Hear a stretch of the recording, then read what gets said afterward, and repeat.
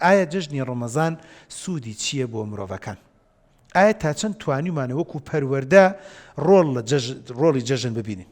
من کۆمەڵی خاڵ بۆ جنابتان باس دەکەم کە پێم خۆشە هەمووتان دوایی لە بەرنامەکەیە هاوکارم بن. یەکەم جەژن چییە؟ ئێوە زانیتانە وەکو گەنجە جوانەکان و مامۆستا بەڕێزەکان و ئەو مامۆستایانش کە سەیری بەرنامانەکەن ئایا توانیمانە پەیامی جەژن بگەینین بە قوتابی؟ جەژن واتە خۆشی دەربڕین دوای سەرکەوتنێک. کە دەڵێن جەژنی فلانی نەتەوەی مانایە تۆ سەرکەوتنێکت کردووە. کاتێک کە دەڵێ جەژنی ڕەمەزان واتە تۆ 30 ڕۆژ بەسەر نەفس و دڵ و دەروون و گەدەی خۆ تا زاڵ بوویتە.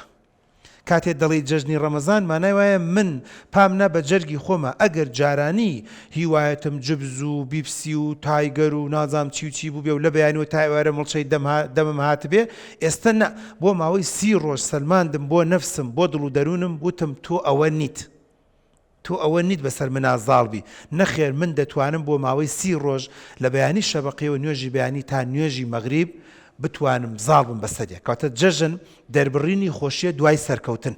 بۆ یەکێک لە خاڵە زۆر گرنگ و مویمەکان کە لە پەروەردەیە و مامۆستایانی بەڕێز و قوتابی بەڕێزەکان بە هەمویانەوە بە هاوکاری و ئەم بەرنامەش بۆ ئەوەیە کە هەمیشە بە قوتابی بڵین جەژن تەنها و تەنها بوو ئەوە نییە جلێکی کوردی بکەینە بەرمانیان نە.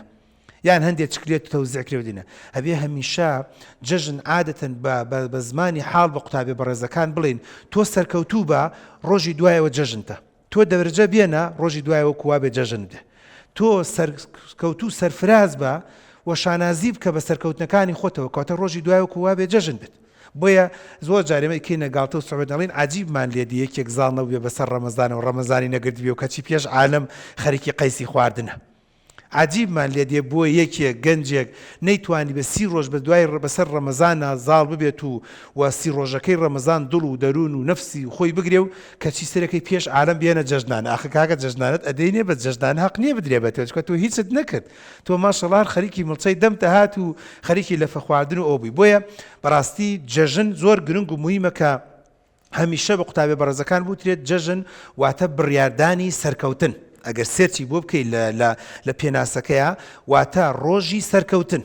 ڕۆژی سەرکەوتنیش مودەیەک دیاری کراوە 30 ڕۆژ دیاری کراوە بۆیە سەرەکەی هۆکارێکە بۆ ئەوی کە کەم تا زۆر بێبڕێت. سوودی چییە جەژن؟ سوودی جەژن ئەوەیە کە زۆر گرنگە ئەم پەیامەی دووەم بگات لە بینی مامۆستا و لە بینی قوتابی پێت بوترێت تۆ جیاوازی لە کەسەکانی تر.